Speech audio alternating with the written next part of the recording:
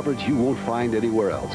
This is WeatherScope This Morning, sponsored by 100% Colombian Coffee.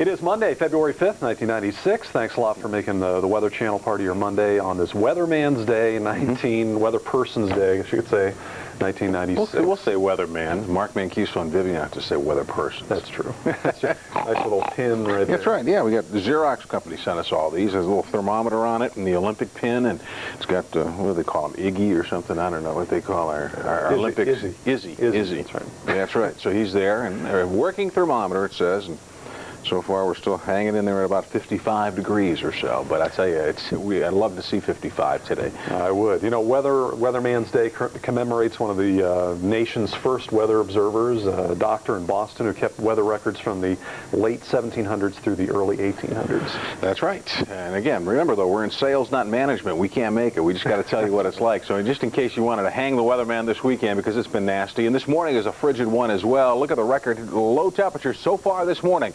Again, the numbers are not as scary as what we've seen over the weekend, but still scary enough. Windsor locks at 13 below. Lynchburg, Virginia, 7 below, record low. On the boardwalk in Atlantic City, 3 below. The Goose Egg in Allentown, Baltimore, Richmond, Newark, Greenville, South Carolina, all with record low temperatures. And there'll be more before this morning is over. We check out the satellite picture. We see a lot of fair weather in the east. That's just the bitterly cold air that's in position. We do see a little system coming through the heartland, and it's bringing some clouds, and primarily clouds, not a whole lot as far as wet weather is concerned. And we have most of the wet weather confined to the west as the system blows on shore and is bringing more wind and rain.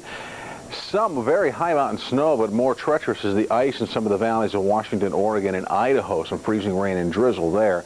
But to the east, the only thing we have as far as unsettled weather is a little bit of snow around the Great Lakes as the winds whip through, and other than that, no precipitation problems whatsoever, but cold is problem enough. But around Utica and Ithaca, New York, there's a little light snow to Saranac Lake and Watertown, and Buffalo, Niagara Falls, some flakes, and back to Pellston and Traverse City, Michigan, into Alpena, there's a little light snow. Here you can see around Saranac Lake and up to the Adirondacks near Watertown and south of Watertown towards Syracuse, Utica, Binghamton, a little bit of light snow coming off Lake Ontario, and generally it's drifting on towards the northeast. We work our way back to the Great Lakes, and there's a few of the snow flurries over Lake Superior pushing towards the UP, and there's widespread light snow here from Muskegon to Alpena, but nothing heavy. And we see down in Illinois and in the central Corn Belt what appears to be, we got some precipitation here, but again, no reports of any of this reaching the ground. It's evaporating before that happens, but we cannot discount the possibility of a light snow flurry here in Iowa and Missouri, but again, more of a nuisance than anything else, as you're getting this low of this front coming through and some of the moisture out ahead of it in the mid-levels of the atmosphere, but not producing anything as far as any reports of any unsettled weather.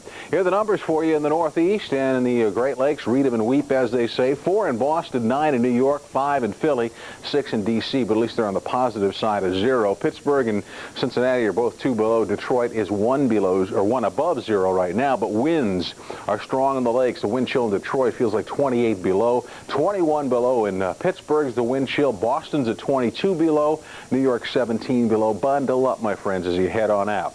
Working across the lakes, the Big Goose Egg in the best location in the nation, Cleveland, Ohio, 7 Chicago, 14 below in Fargo. But look at this. This is a sign of hope. 33 in Goodland, Kansas, 17 in Grand Island, 10 in Rapid City, 25 Kansas City. Wind chill, well, feels like 31 below in Cleveland, 33 below Marquette, 43 below in Duluth, Minnesota. So you're still in the deep freeze. It's not over yet. Speaking of deep freeze, this shivery timbers weather is being felt all the way down into South Florida with high pressure in control here. Miami, wind chill advisories out. It's 37 there. Tampa's down to 26. Jacksonville 20. Panama City 16. 6 in Atlanta. 2 below in Nashville. Wind chill, Miami, 18. In Tampa, 7. In Jacksonville, 8. Atlanta, 3. Nashville's wind chill, 18 below.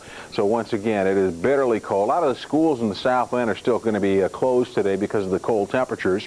We find 20s in the Rockies, up to 60 in San Francisco right now, but with the warmth comes the moisture, and we're seeing rain into San Francisco and Sacramento and Stockton. Heavy rain last hour in Blue Canyon.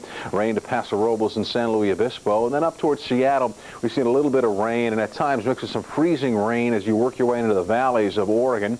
Working farther south, some moderate to heavy rain near Fresno and up towards Sierra. And you can see some heavier rains now moving through Bakersfield as everything is sliding to the east at about 25 to 30.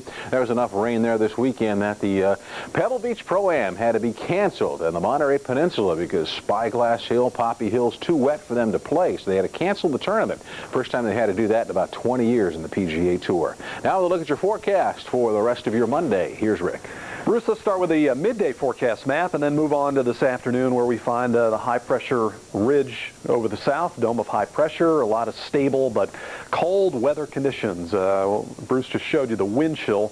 Single numbers right now in Tampa and teens in Miami, and that's only going to let up gradually as the day progresses as the sun works on the ground, warms the temperatures, and the winds diminish somewhat.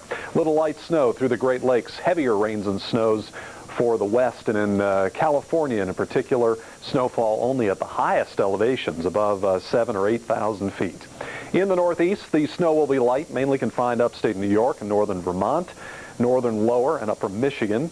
You may pick up an inch of snow, maybe Houghton Lake, Traverse City, and Sault Ste. Marie. Teens single digits today in Caribou for a high temperature. Greenville too, Carrabassett Valley as well.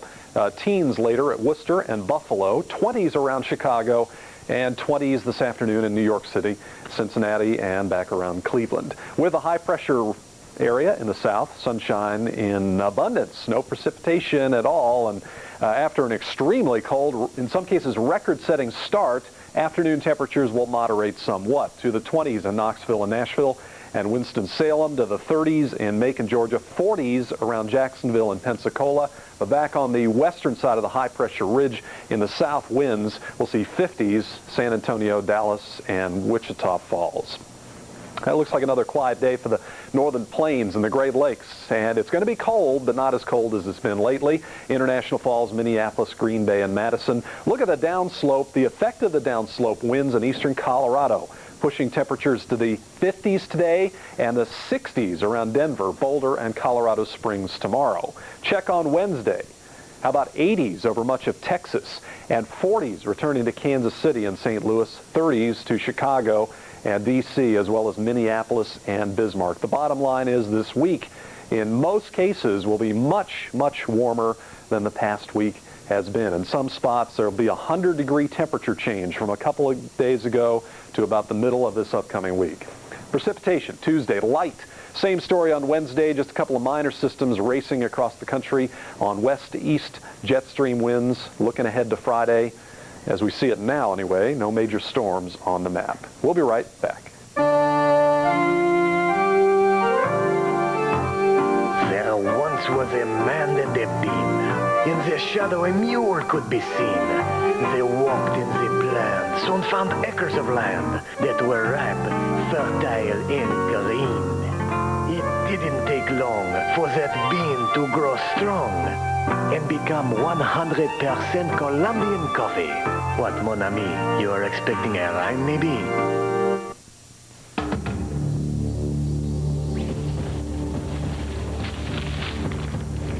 Are you lost in a financial jungle?